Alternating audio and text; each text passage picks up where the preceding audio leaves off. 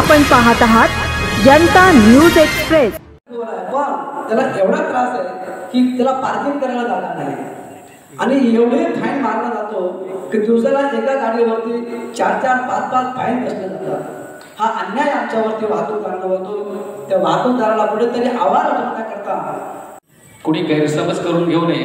हा आपला महासंघ कुठल्याही पक्षाचा बांधील नाही आहे। मी प्रथमच सांगतो, योग चांगला आहे की देशपांडे साहेब हा सभागृह बघण्यासाठी आले होते। मी देशपांडे साहेबांना सांगेन की आपण आम्हाला 2 मिनिटं मार्गदर्शन करा। खरं तर आमचा एक महाराष्ट्र नवनिर्माण सेनेचा कार्यक्रम करायचा होता, तर त्या दृष्टीने हा हॉल पुरेल का, मोठा आहे लहान आहे हे बघायला मी आणि मोहन इथे आलो होतो आणि अचानकपणे आपल्या सगळ्यांची भेट झाली। पण अचानक झालेल्या भेटीनंतर सुद्धा आपण सगळ्यांनी जे प्रेम आपुलकी दाखवली त्याबद्दल खरोखर मनपूर्वक आपला मी ऋणी राहील। आणि निश्चितपणे महाराष्ट्राच्या समस्या असतील, मुंबईच्या समस्या असतील, यासाठी आम्ही नेहमीच आपल्याबरोबर आहोत। आपण नक्की भेटूया। याच्या संदर्भात आमची काही मदत लागेल तर कुठलेही पक्षीय चपला आम्ही बाहेर ठेवून नेहमी मदत करायला तयार असतो। धन्यवाद। धन्यवाद साहेब। या देशामध्ये खऱ्या अर्थानं मिलिटरीच्या नंतर तर जनतेची सेवा कोण करत असेल तर खऱ्या अर्थानं हा माल वाहतूकदार करतोय, पण त्याला कुठल्याही प्रकारची सुविधा नाहीये। आणि ह्या कारणामुळे आपण अनेक ठिकाणी पाठीमागे होत चाललोय। तर आपल्या सर्वांना विनंती असेल, आपण एकरूप राहू तरच आपल्याला न्याय मिळणार आहे, अन्यथा न्याय मिळत नाही। अनेक ठिकाणी आपल्या संघटना आहेत, पण त्या संघटना एकत्र आल्या तर 100% न्याय मिळेल। त्याचप्रमाणे आता मी जास्त काही बोललो नाही, माझ्या समोर एक 2-4 ज्वलंत विषय आहेत। ते विषय आपल्याला सांगतो। सर्वात प्रथम महाराष्ट्रातील सर्व माल वाहतूकदार यांना मोटर ऍक्ट 1988 मधील 67+1 मध्ये तरतूद आहे की पर किलोमीटर भाडे फिक्स करणे। जसं शेतकऱ्यांना आधारवर भाव ठरवावा त्याप्रमाणे पर किलोमीटर भाव रेट असावा असं आपल्या मोटर ऍक्ट मध्ये तरतूद आहे, पण ती तरतूद केलेली नाही। आणि दुसरं, यासाठी मी आपल्या मुख्यमंत्र्यांना माझ्या माहितीप्रमाणे 2 वर्ष झालं पत्रव्यवहार करतोय, तर त्यांनी चुकीची माहिती दिली होती काही लोकांनी। त्याचप्रमाणे महाराष्ट्रातील सर्व RTO कार्यालय एजंट जे लोक आहेत ते त्यांचा चाललेला कारभार हा फार भयानक आहे। गाडीवाल्याला लुटण्याचा एक मोठा आहे तो उद्योग तिथे। तर त्याचे फिक्स जी काही रेट असतील ते आपल्याला मिळावे आणि परराज्यातील ऑल इंडिया परमिट असलेल्या गाड्यांना आपल्या राज्यामध्ये 2 पॉइंट वाहतूक करण्यास मनाई करणे व ओव्हरलोड वाहतूक बंद करणे। सर्वात जिव्हाळ्याचा प्रश्न आहे। आज तुम्ही जर पाहत असाल तर आपल्या सांगलीवरून राजस्थानच्या गाड्या मुंबईला साखर भरून येत आहेत। ज्या ठिकाणी आपल्या महाराष्ट्रातल्या गाडीला 1400 रुपये रेट होता, त्याच गाड्या ह्या 40 टन टेलर 1100 रुपये यायला लागलेत। त्यामुळं त्या 2 पॉइंट वाहतूक बंद व्हावी यासाठी मी 2-3 महिने 2 वर्षाला प्रयत्न करतोय, पण त्याला काही अजून यश आले नाही। यासाठी आपण सर्वजण एकत्र असणे गरजेचं आहे। राष्ट्रीय महामार्गावरील पहिल्या लाईनमध्ये ट्रक ड्रायव्हर आल्याने जो दंड आकारला जातो, त्यासाठी तो ड्रायव्हर पहिल्या लाईनमध्ये का जातो यासाठी शासनाने त्याचा विचारच करत नाही। डाव्या बाजूला ट्रॅक्टर आहे, मोटरसायकल आहे, रिक्षा आहे, परत अवजड वाहने म्हणजे ते टेलर सारखे त्यांचं स्पीड 40 असते, ते पास करायचं नाही का? तर यासाठी शासनाने एक समिती गठीत करावी आणि त्यानंतर फर्स्ट लाईन मध्ये आल्यानंतर आम्हाला दंड आकारावा। खऱ्या अर्थानं देश आम्ही चालवतोय आणि जे काही करत नाही अशा लोकांना पहिले फार जाऊ देता तुम्ही। अरे आम्ही जर थांबलो तर अखंड भारत थांबेल, त्याचा विचार न करता सगळ्यांनी यायचं आणि वाहतूकदारांना चलन मारायचं, हे चुकीचं आहे।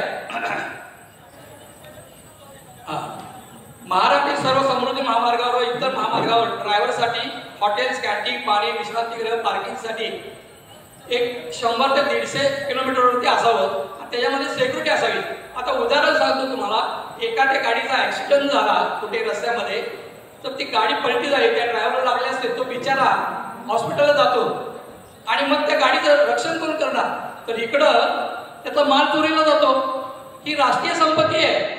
ह्या आपल्या गव्हर्नमेंटनं त्यासाठी संरक्षण दिलं पाहिजे. तिथं आपल्या गव्हर्नमेंटनं तिथं संरक्षण देणं गरजेचं आहे. तर अशी मागणी आमच्या आपल्या महाराष्ट्र संघातर्फे करण्यात येणार आहे आणि ही गरजेची आहे. आज बऱ्याच ठिकाणी माल चोरीला जातं. तर हे माझे मुद्दे नाही, हे बाकी. तर हे आणि एक काय, ज्याचा माल त्याचा माल हा विषय जो आहे ते 6/9/2016 आदरणीय मुख्यमंत्री फडणवीस साहेब होते त्यावेळेला एक जी आर काढलेला आहे. त्या जी आर मध्ये आणि मोटर ऍक्ट 1988 आणि माथाडी ऍक्ट 1969 ह्याच्यामध्ये कुठेही ट्रक ड्रायव्हर मोटर मालक ट्रान्सपोर्टर वारणी आम्हाला देणे लागत नाही. तरी पण जबरदस्तीने हे आपल्याकडनं आता सध्या जी साखर लोडिंग होते, अनलोडिंग आणि लोडिंग, ते 7,000 रुपये ट्रकवाल्याकडनं घेतले जातात आणि हे रोग घेतल्यामुळं आज आपल्या केंद्राचा आणि महाराष्ट्र शासनाचा जीएसटी पडवली जाते. फार मोठं नुकसान आहे तिथं. आणि आम्ही रोग का देऊ? आम्हाला कुठल्याही कायद्यामध्ये तरतूद नाही की आम्ही आम्हाला द्यायचे, ज्याचा मालक त्यांना द्यायचा. तो जीआरबीपी आणला आहे.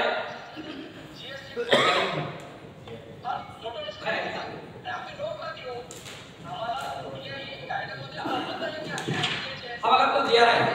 ह्याच्यामध्ये त्यावेळेला त्यांनी सांगितलं की कुठेही ट्रक ड्रायव्हर मोटर मालक आम्हाला वारणी देणार नाही. पण ही यंत्रणा काम करत नाही.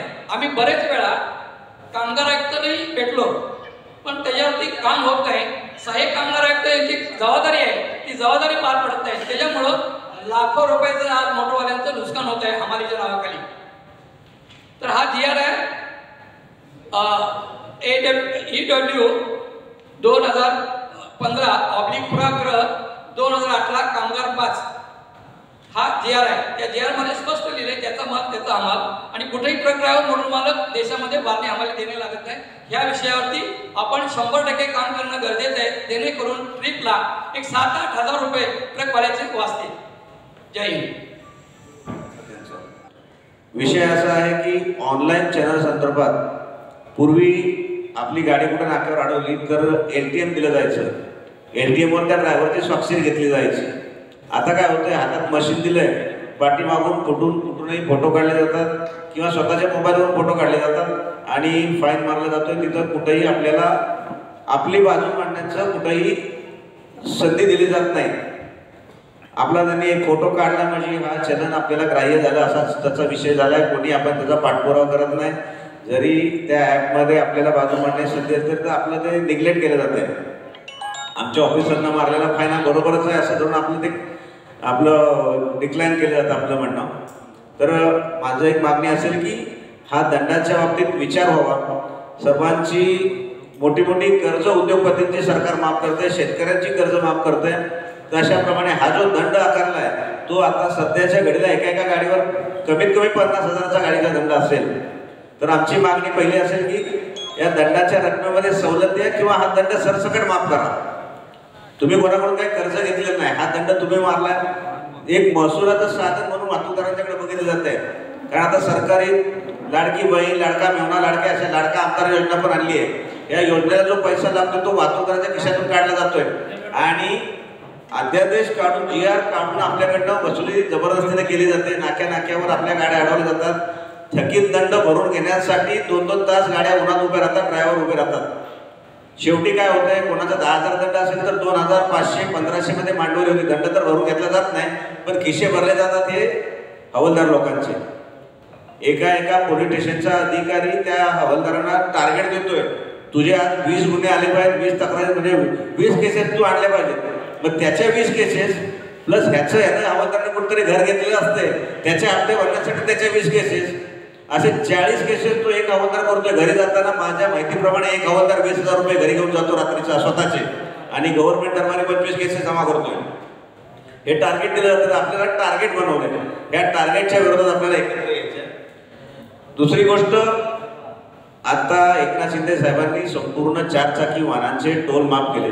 दंडांचे टोल तुम्ही माफ केले मुंबईतल्या 4 एंट्री पॉईंटचे. आम्ही साधे वाहतूकदार आहे, जनसेवा करतोय.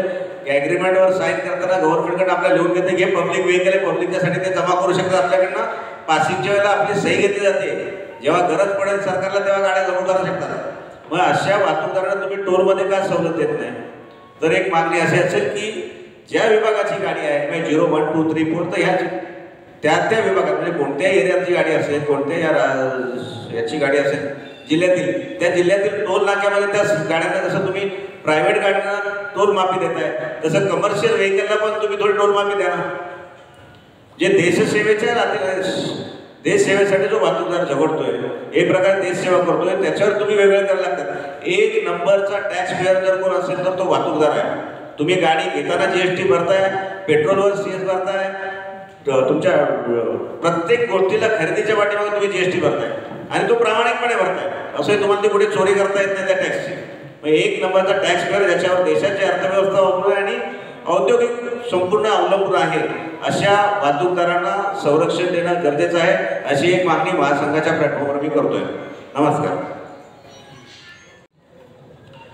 पत्रकारांना विनंती करतोय, पत्रकार परिषदेला आपण सामोरे जात असताना छोट्या मोठ्या सर्व पत्रकार वृत्तवाहिनी व प्रेस मीडियांना विनंती करतोय, हा उपेक्षित वर्गांची पत्रकार परिषद आहे असं म्हणावं लागेल.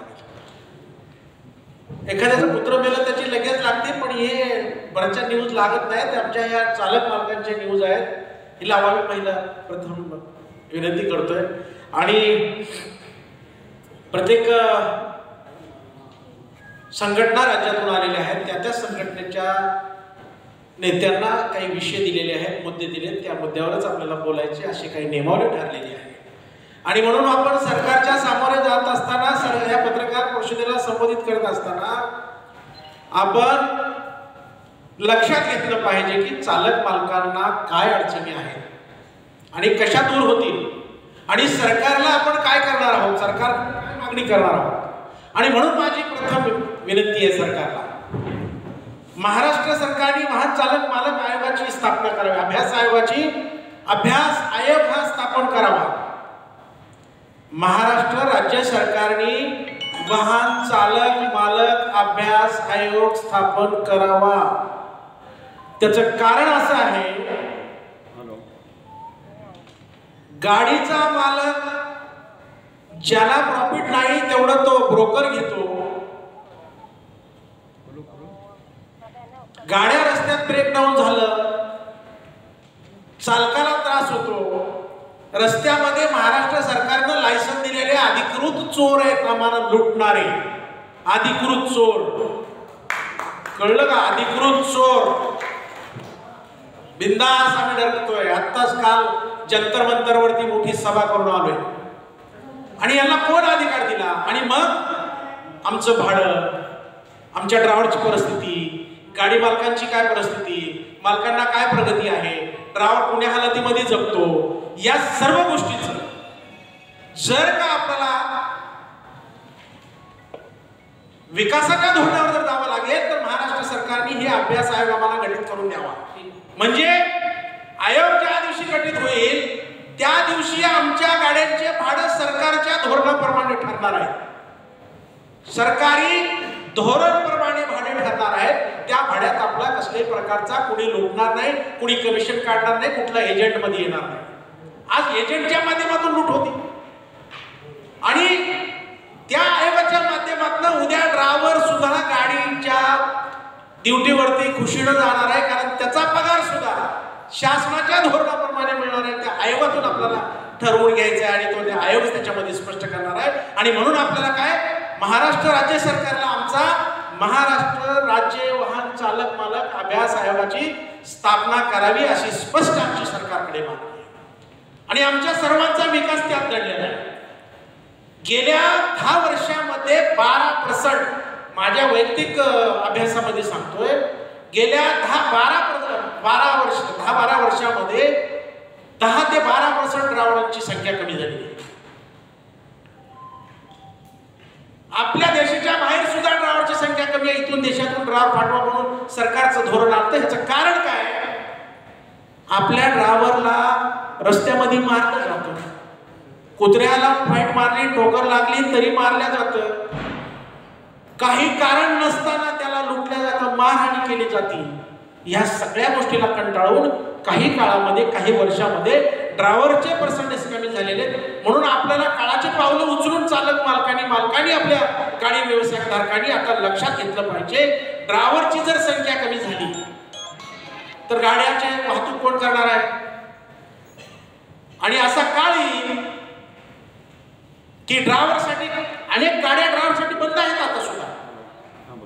आणि म्हणून वाहन चालक आणि मालक एका नाण्याच्या दोन बाजू आहेत, एकाच नाण्याच्या. एक बाजूला मालक आहे, दुसऱ्या बाजूला चालक आहे. आणि दोघांवरती डिपेंड आपण चालक मालक आहोत. आणि या आपल्यावरती देश चालतो, देश असं चालतं दादाने म्हणल्याप्रमाणे. 50% ही व्यवस्था शासनाला 50% जर महसूल, 50% अर्थव्यवस्थेमध्ये आमच्या वाहतूक सेक्टरमधून प्रॉफिट ह्या सरकारला होतो, तो राज्य सरकार असो की केंद्र सरकार असो. आमच्यामधून 50% जर सरकारला अर्थव्यवस्थेमध्ये लाभ होत असेल, मग आमच्याकडे का दुर्लक्ष बाबा. आणि म्हणून आम्हाला आता म्हणायचे की सरकारने महाराष्ट्र राज्य वाहन चालक मालक अभ्यास आयोग गठीत करावा, त्यातून आम्हाला न्याय मिळेल आणि आमचा चालक आणि आमचा मालक सुखाने जीवन जगणार आहे. हा पहिला पॉइंट नोटमध्ये तुम्हाला सांगितलंय. दुसरा, या सगळ्या गोष्टी करण्यासाठी प्रत्येक प्रभागाचे प्रतिनिधी आहेत. प्रत्येक प्रभागाचा आपल्यासाठी स्पेसिफिक एखाद्या आमदाराला सांगितलं ना, बाबा आमची लक्षवेधी मांडा, 10 वेळेस सांगावं लागेल तेव्हा लक्षवेधी मांडतच नाहीत. वाहन चालक मालकांसाठी कुठल्या आमदाराला, खासदाराला, मंत्र्याला लक्षवेधी मांडा म्हणलं तर ते मांडत नाहीयेत, शिफारस करत नाहीयेत. आणि मग काय करावं लागेल, शासनाच्या संविधानिक धोरणाप्रमाणे आमच्या महाराष्ट्र राज्यामध्ये वाहन चालक मालकांचं स्वतंत्र नेतृत्व करण्यासाठी राज्यपाल नियुक्त आम्हाला एक प्रतिनिधित्व तयार करून आम्हाला त्या शासनाच्या दरबारात आमच्या समस्या मांडण्यासाठी तरतूद करावी अशी आम्ही सरकारकडे मागणी करतोय. पुढेच नाही, ते आम्हाला मागायची.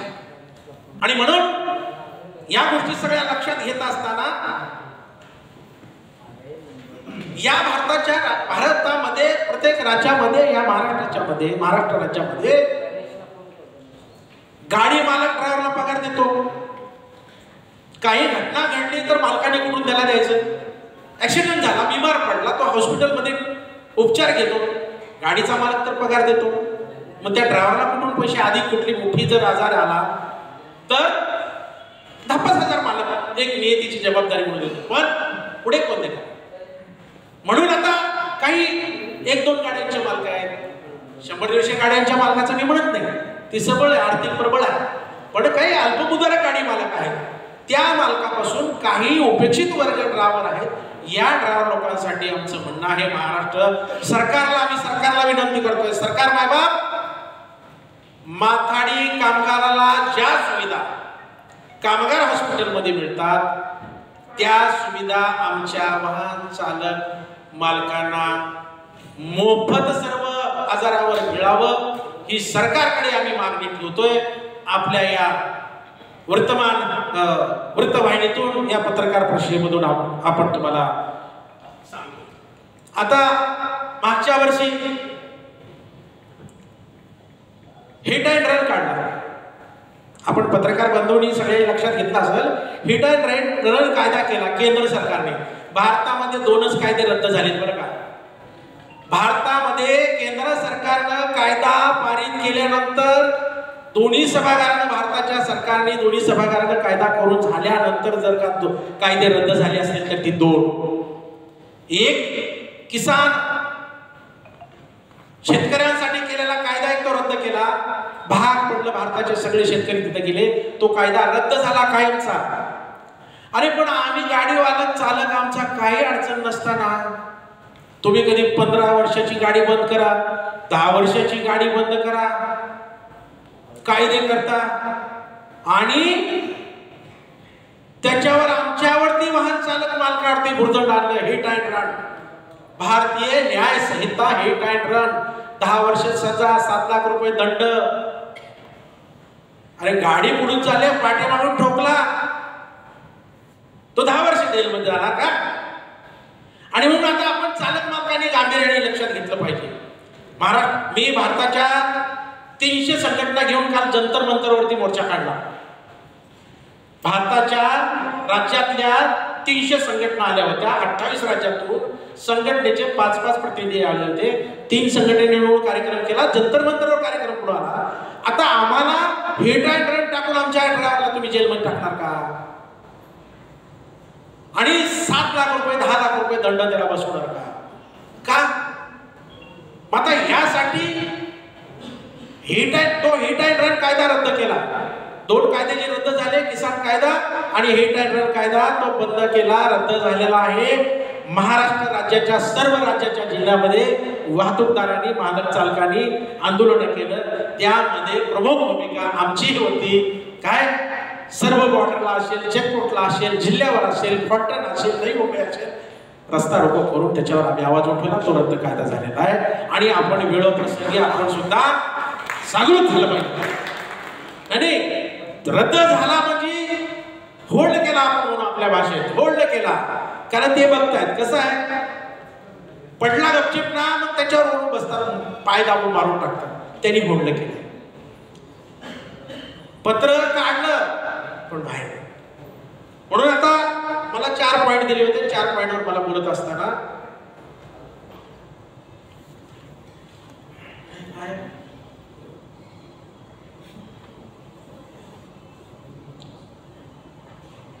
मला 4 पॉइंट दिले होते. त्या 4 पॉइंटच्या माध्यमातून आपण या पत्रकार परिषदेला सामोरे गेलोय. आणि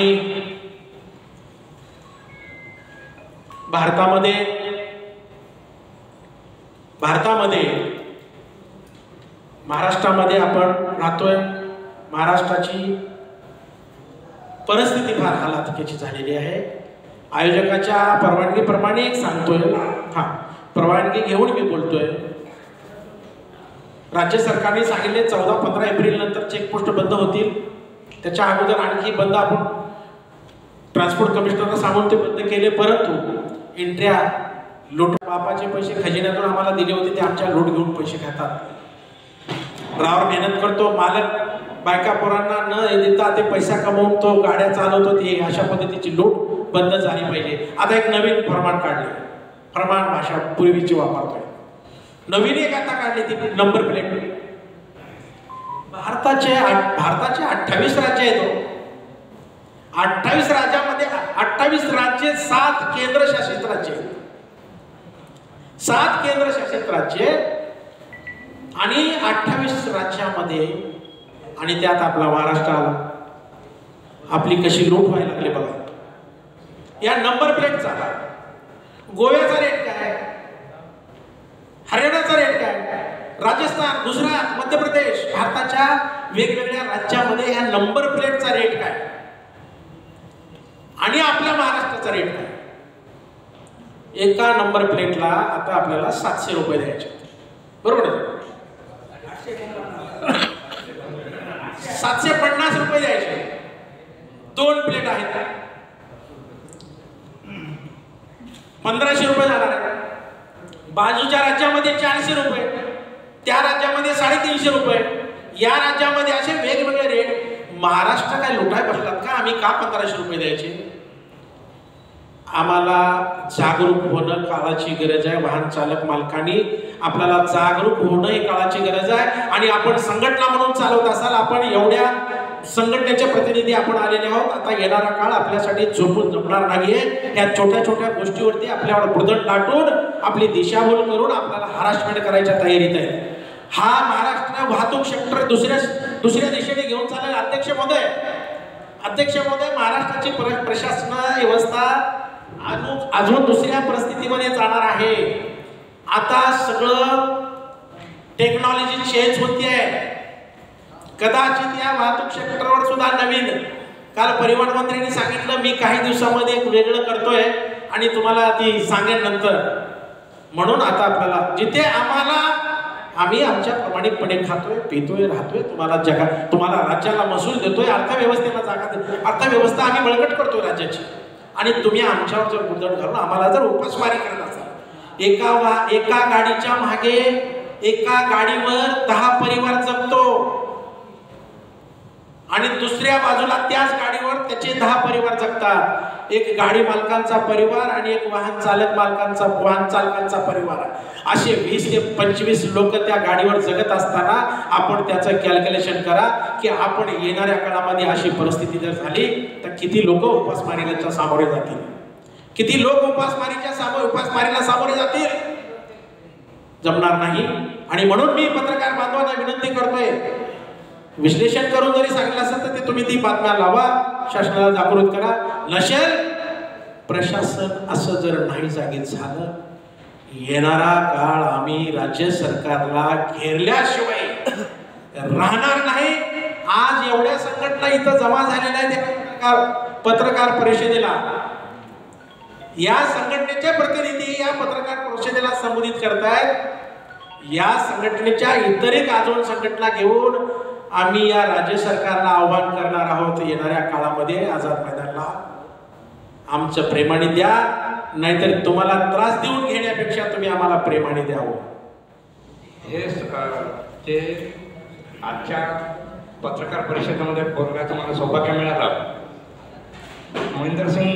स्वर्गीय महेंद्रसिंग गुराजी यांचं मला सानिध्य लाभलं आणि मला या विषयावर त्याच वेळेला बालकडून मिळालं 2017 साठी, पण त्यांचं सानिध्य फार कमी वेळ मिळालं, तर मला दुःख पण आहे.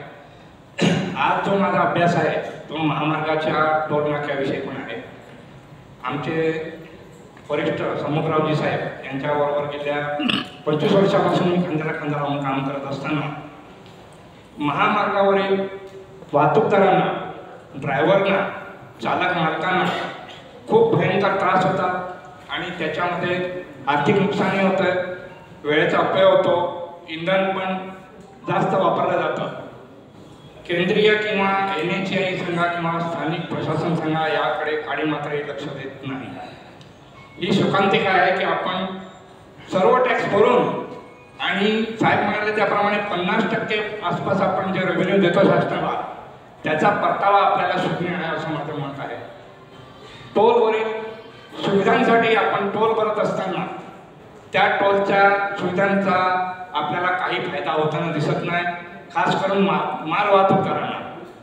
तर अशा विषयावर आपल्या पत्रकारांनी काही माहिती घेऊन किंवा आमच्याकडे खूप RTI आहेत, त्या RTIच्या माध्यमातून शासन आपण जे टॅक्स रूपाने किंवा टोल देतो त्याची शोकांतिका अभ्यासकारांनी जजियाकर म्हणून मांडलेली आहे. जजियाकर याकरता की गांधीजींनी मिठासाठी आपलं आंदोलन केलं होतं आणि त्या आंदोलनाचं विकराळ रूप असं झालं की आपल्याला आझादीसाठी ते आंदोलन उपयोगी पडलं आणि गांधीजींच्या त्या आंदोलनाला अनुसरून आपण आज जे आझादी भोगतोय त्या मिठावर आजही टोलवर आपण टॅक्स देतो, कर देतो. आणि शोकांतिका त्याहीपेक्षा भयंकर आहे, जे टोल भरताना आपण नोट वापरतो त्या नोटेवर गांधीजीचाच फोटो आहे. म्हणजे काय चाललंय देशात, कशासाठी चाललंय? रस्ता बनवून फक्त टोल वसुली करायची याच्याकडे सरकारचं लक्ष आहे. लोकांना सुविधा हा दुय्यम प्रश्न आहे. आज आपण ज्या हॉलमध्ये बसलोय त्या हॉलला पण अग्निशमन यंत्रणेचे 4 सिलेंडर बघू शकता आपण. महामार्गावर अतिशय ज्वलनशील केमिकल, ऍसिड, गॅस इत्यादी वाहतूक होत असताना कुठल्याही टोल नाक्यावर तुम्हाला अग्निशमन यंत्रणा दिसणार नाही. आम्ही वारंवार पत्रव्यवहार केले, गाड्या जळतात, लक्झरी बस जळतात, बसमधले पॅसेंजर जळतात, लोक तडफडून मरतात, पण एक टोलवर एक अग्निशमन यंत्रणा का पुरवत नाही याचा गडकरीजींना माझा थेट प्रश्न आहे. दुसरा, गोल्डन दुर्घटना झाल्यावर गोल्डन मध्ये हॉस्पिटलाइज करणं अत्यावश्यक असताना गाडी मालकाला फिटनेस आणि HP कॅन्सलेशनला जे GR 2022 लॉकडाऊनच्या नंतर जे GR निघालेलं आहे, ब्लॅकलिस्टमध्ये सर्व कामं झाले पाहिजे असं GR निघालेलं आहे. त्या GR नुसार काम होत नाही, तरी मी कमिशनरला जाऊन म्हणतो GR नुसार कामं का नाही होत. मग ते बोलतात कामं होतं, मग तरी मी जाऊन विचारलं, नाही होत, हे बघा ब्लॅकलिस्ट आहे, ब्लॅकलिस्टमध्ये काम होत नाही. तरी मी 2-3 वेळा जाऊन भांडलो. त्याच्यानंतर काही कामं काही दिवस झालं, त्याच्यानंतर परत ब्लॅकलिस्ट झालं. ते पत्र व्यवहार देऊन तरी मी बोललं ब्लॅकलिस्टमध्ये माझी गाडी फिटनेस अपडेट होत नाही. नसल होत असेल मी गाडी चालवणार, उद्या काय कमी जास्त गाडीला झालं ते पूर्ण जबाबदार तुम्ही राहील, असं पत्र व्यवहार करून ते ब्लॅकलिस्टमध्ये जे कामं होतात आता सुरू झालेले आहे. त्याच्यानंतर मी जे काय कमिशनरला पत्र दिलं आहे त्याच्या अजून मला काय माहिती भेटली नाही. इथंच मी माझा विषय संपूर्ण करतो. धन्यवाद. आणि आमच्या भगिनींचे आम्ही स्वागत करतो आणि आभार मानतो. जास्त वेळ झालेला, जास्त वेळ घेणार नाही. तसेच ज्या सर्व महाराष्ट्रातून संघटना आल्या, महासंघाच्या वतीनं आपलं स्वागत, आपले आभार. आपण आपल्या प्रश्नासाठी आज ही पत्रकार परिषद घेतलेली आहे महासंघाच्या वतीनं. महासंघ गेली काही वर्ष काम होत नव्हतं आणि त्या महासंघाला पुनर्जीवित करण्याचं ज्यांनी काम केलं ते राजेंद्र सपकाळ, आवाड बुवा आणि त्यांची संपूर्ण कमिटी.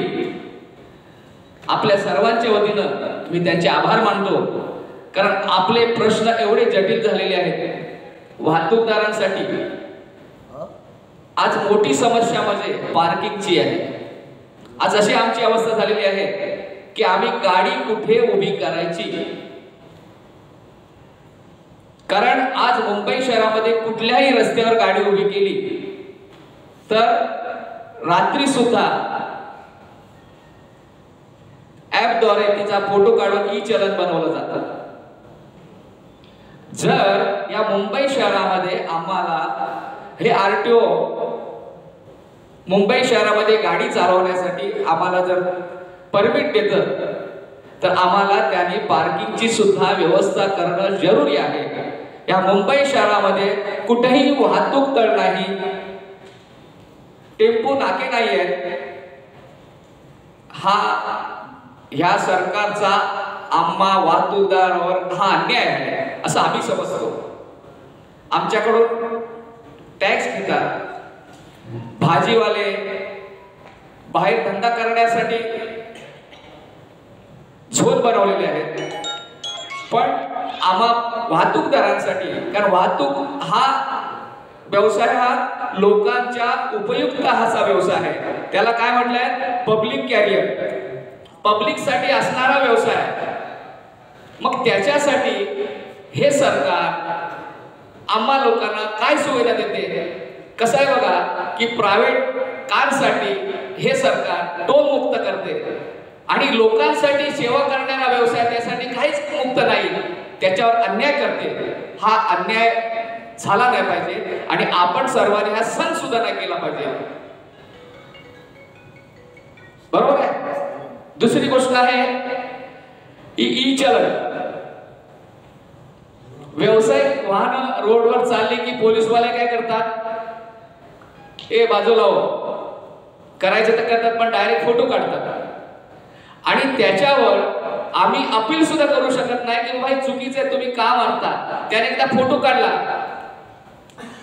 की आमच्यावर ई चलन म्हणजे तो दंड आहे तो आकारला जातो. त्याच्यावर आम्ही जाब विचारू शकत नाही, चॅलेंज होत नाही. हा मोठा अन्याय आहे. आता कमीत कमी 22 संघटना मुंबई लातूर मुंबईच्या कमीत कमी 12 संघटना आहेत. सांगली जिल्हा आहे, कराड जिल्हा आलाय, सातारा जिल्हा आलाय, नागपूर आहे, अहमदनगर आहे, अमरावती आहे, पालघरचे जिल्ह्याचे आले प्रतिनिधी. असे कमीत कमी 20-22 जिल्हे 20-22 संघटना आता इथे आहेत आणि अजून कमीत कमी 100-150 संघटना राज्यातून आपल्या जिल्ह्यातून येण्यात. पण हा आजचा प्रोग्राम असा झाला की अचानक घेतलेला आहे, त्यामुळे कोणी येऊ शकले नाही. सध्या आम्ही आता हा प्लॅटफॉर्म आता जस्ट हा म्हणजे गेली 7 वर्ष बंद होता, त्याला पुनर्जीवन केलं आम्ही. मागण्या पहिल्या सर्व आहेत, पण एक सर्व मिळून एक संघटना ही होती, ती म्हणजे शिखर संघटना महाराष्ट्र राज्याची होती. ती 7-8 वर्षापासून थोडी ही झालेली, आता हे पुनर्जीवित झाल्यामुळे आता हे सर्व जेवढ्या जुन्या संघटना, कमीत कमी ह्या संघाला आमच्या 234 संघटना होत्या जॉईन, ते आता परत एक एक सर्व येत आहेत. त्यांचे निवेदन त्यांनी वेगवेगळे दिले आहेत सरकारकडे. आता त्यांच्या एक निवेदनाला आम्ही आता जोर पकडून आम्ही आमचे कार्य तर चालू करणार आहे. सरकारनं आता 15 दिवसात सगळे निवेदन परत देणार आहे.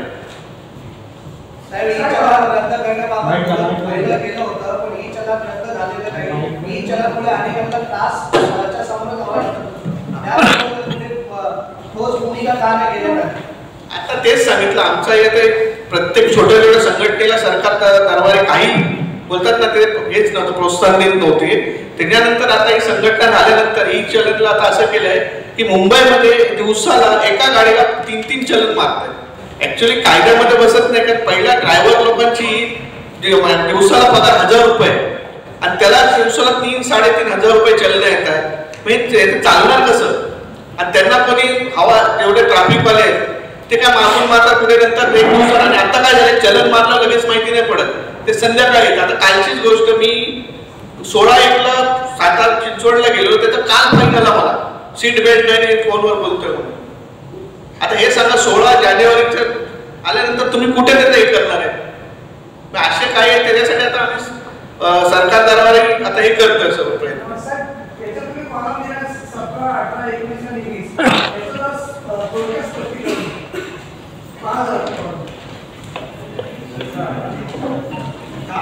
आता बघा, एक सांगतो, पहिल्या सत्राचं असं आहे की मुंबईत आपण माल भरल्यानंतर मुंबईवरून समजा एक पुण्याला गाडी चाललेली आहे, त्याचा आता टेम्पोला 370 रुपये टोल प्लस ह्याला आपला